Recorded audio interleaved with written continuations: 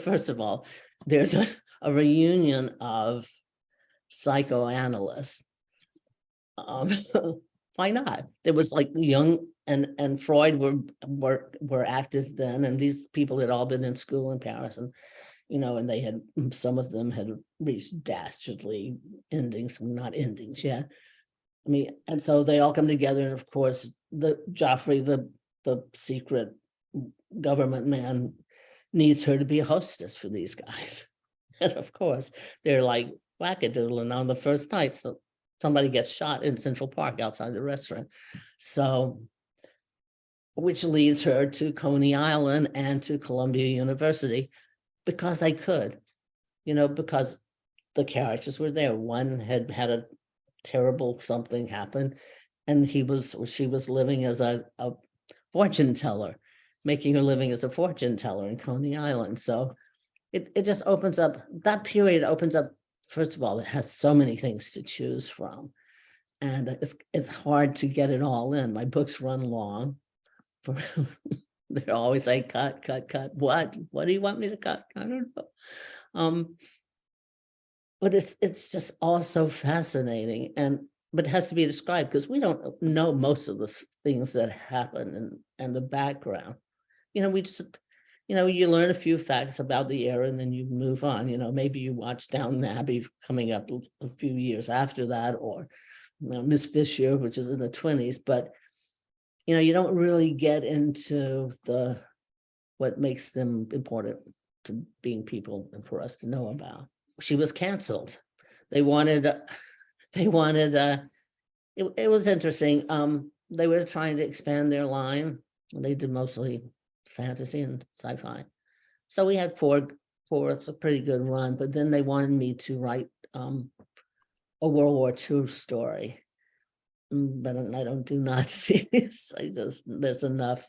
And plus it's, this has been a big subject for the last few years about the world wars, and it's not my thing. My thing is the societal things. So I would like to bring her back because I really miss her. I'm on my second straight historical now. In fact, I just finished the first draft on Monday, but I miss having that little murder and mayhem, so I may have to bring her back myself. I don't know. There's always some sort of inciting incident in the backstory, because I don't feel like I don't do, those charts with eye color and stuff. I do keep a Bible because who can remember from page 30 to page 50 what color eyes they have, but that's for technical stuff. I think what motivates them, I think maybe I work from front. This is an interesting question.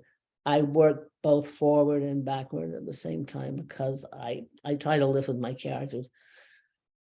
Timelines are so condensed now that it's hard to do that as much as back in the old days where you had a month or two to just hang out with your characters and see what makes them tick. But I try to take some incident as backstory, and then build as we go on why that incident happened back then and why it's affecting the way they're moving now. It's kind of a juggle, but it works pretty much so far. Delaware to Maine.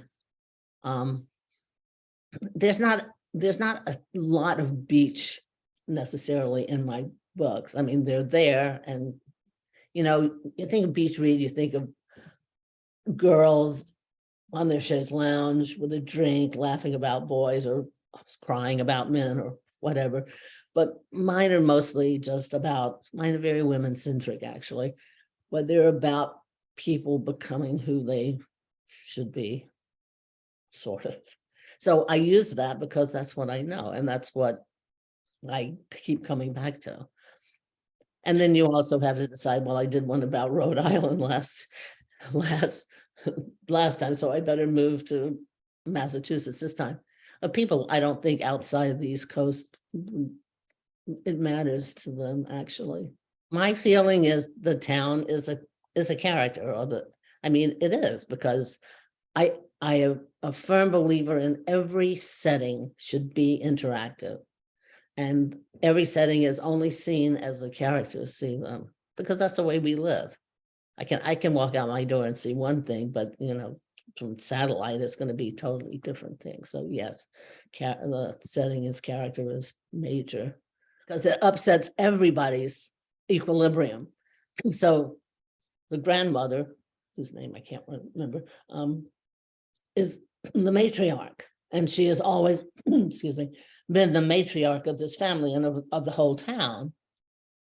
And she, we do see finally a softer side of her, but Vera is her sister, and Vera is like, my Aunt Mott was like that. She was, she was the one that would go down to Biloxi's with $10 to go gambling. It was like, oh, can you imagine? It's a South.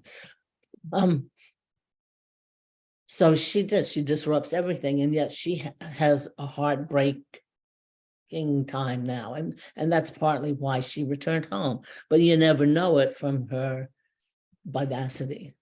So I thought she was a very, for me, enlightening kind of character. I mean, she sort of revealed herself as time went on. I started out with, she's going to come in and she's going to bring the all the fun and the craziness. And then it was like, oh no, wait, what's she hiding? Totally serendipitous. It's a word you don't get to use often, but so remember A Secret Never Told and the psychoanalysts at the turn of the century.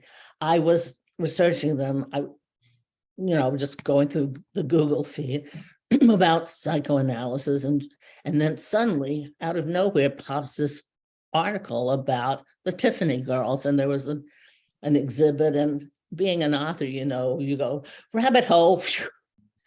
I clicked on it, and it was amazing. This Tiffany lamps, and there's also Mr. Tiffany Sr., who's the jewelry man.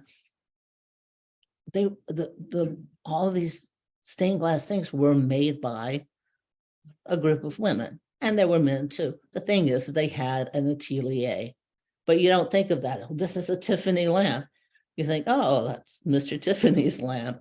But it took not just one or two people even to build these huge stained glass windows, but a whole squad of people, 10 people, 30 people could work on a big.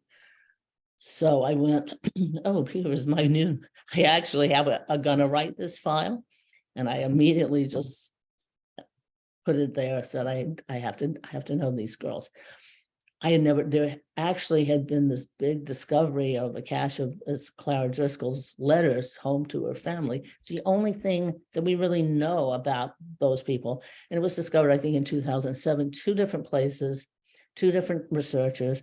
They put it together with a wonderful exhibit that toured for a while. And now I think a lot of it is housed at the New York Historical Society. But everything was burned.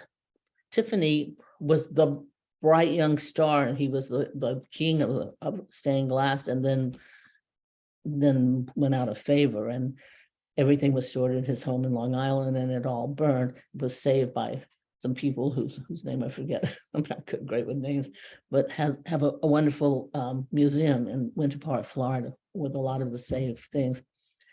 But what a great story about working girls. They work together, separate from the men, and some of them live together in boarding houses. I mean, the whole cosmology of that world just was so enticing to me. I just jumped in. And that one was researched during the pandemic, so I didn't get to see anything until after the pandemic. I mean, I was familiar with the work, but I couldn't go to Florida for a while. And so it was really inspiring, and they're an inspiring group of people, because still we don't know most of we know some of their names, but nothing about them. I use fictional characters as my point of view characters, because I'm squeamish about giving somebody that was real something that wasn't happening. I did use Clara, but mainly as a working space character, and her feeling about art, because she tells us that in her letters.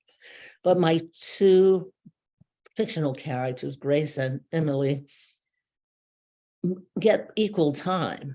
And I didn't mean to do that. I meant for Emily to be the main character because she has the exciting beginning, and then she's the fish out of water and all those things that make a good protagonist. But Grace was just tenacious, and she actually ended up getting the first part of the story more than it was unbalanced. So that was a little strange for me, but they were both, and the point, the long-winded point of that is these girls came from all walks of life. Some of them were art students at, I think there were 2 art schools, 3, maybe Cooper Union let them work at night. And some of them were not skilled. And they came and they learned to cut glass or to pick it. If you got married or engaged, you were immediately let go because married women didn't work still. This was like 1900. So that was interesting. And then the more I did it, then the girls and the other girls in the boarding house sort of became more delineated as characters too. It was a good experience. It was tough. It doesn't have a title. It's about Daisy Harriman starting the first women's club in New York. Very exclusive, still exists, extremely exclusive. In fact, I don't really know much about what they do. I'm sure they're philanthropists, but this was a remarkable time. It was like, it took them forever. In our terms, she had the idea in 1902 because she couldn't get a room at the Waldorf as an unaccompanied female because her husband was out of town. And it goes to they actually build it and open it in 1907. Now, I wanted to go further than that, but there was just too much stuff. They were rich ladies. They could have sat at home and sent money, or been on committees that did things, but they actually went out and encountered things, and they worked from everything from food quality to working conditions to the sweatshops to suffrage, which wouldn't come for another 15, 20 years. They had their hands and their hearts and their spirits and everything, and they brought people in to talk. They, Anne Morgan was there. She learned that they did everything. She learned that military people didn't have wives that couldn't meet their husbands when they were on duty because there was no hospitality room. So she went to whoever was in charge and said, and she did that. So it's, another group of women that are known. These women were mostly known, but they were very often dismissed as just being rich philanthropists.